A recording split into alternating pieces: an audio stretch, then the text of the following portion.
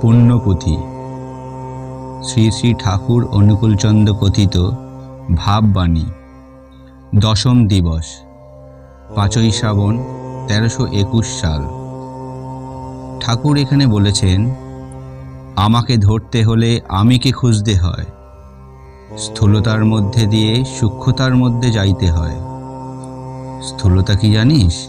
যা চোখে দেখতে পাওয়া যায়, জগৎ, ব্রহ্মাণ্ড।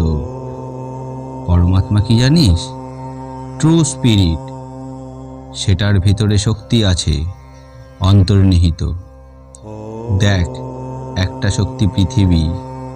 দেখ, যেটাকে বলিস কালী, যেটাকে বলিস রাধা, সেইটা ধরলেই ওই জায়গায় যাওয়া যায়। আর ব্রহ্ম ধরলে তো কথাই নাই। দেখ, যেটা ভাবা যায় তাই হয়। অনবরত ভাববি, মনে প্রাণে তাই ভাববি। দেখ, এই ব্রহ্মটা কি জানিস? ব্রহ্ম সব জিনিসগুলি দেখতে পায়, কিন্তু জিনিসগুলি ব্রহ্মকে দেখতে পায় না। ব্রহ্ম চৈতন্য, আর সব মায়ারে। দেখ, ওটাতে যেতে গেলে একান্ত ইচ্ছা হলেই হয়, যেই পথ দিয়েই যা না কেন। ঠাকুর এখানে বলেছেন, আমাকে ধরতে হলে আমিকে খুঁজিতে হয়। আমরা যতক্ষণ না নিজের অস্তিত্বকে জানার চেষ্টা করব, ততক্ষণ পর্যন্ত আমরা নিজেকে জানতে পারবো না। আর নিজেকে না জানতে পারলে ঠাকুরের অস্তিত্বকেও কোনোদিন জেনে উঠতে পারবো না। ঠাকুর আরও বলেছেন, স্থূলতার মধ্যে দিয়ে সূক্ষ্মতার মধ্যে যাইতে হয়। স্থূলতা হলো যা কিছু আমরা চোখে দেখতে পাই, এই জগৎ, বিশ্ব, ব্রহ্মাণ্ড, সব কিছুই।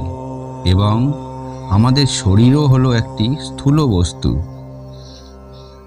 আর এই স্থূল শরীরের মধ্যে যখন আমরা সূক্ষ্ম জগৎকে খুঁজতে যাই, তখনই ধীরে ধীরে আমরা ধ্যানের মধ্যে শক্তির প্রকাশকে জানতে পারি।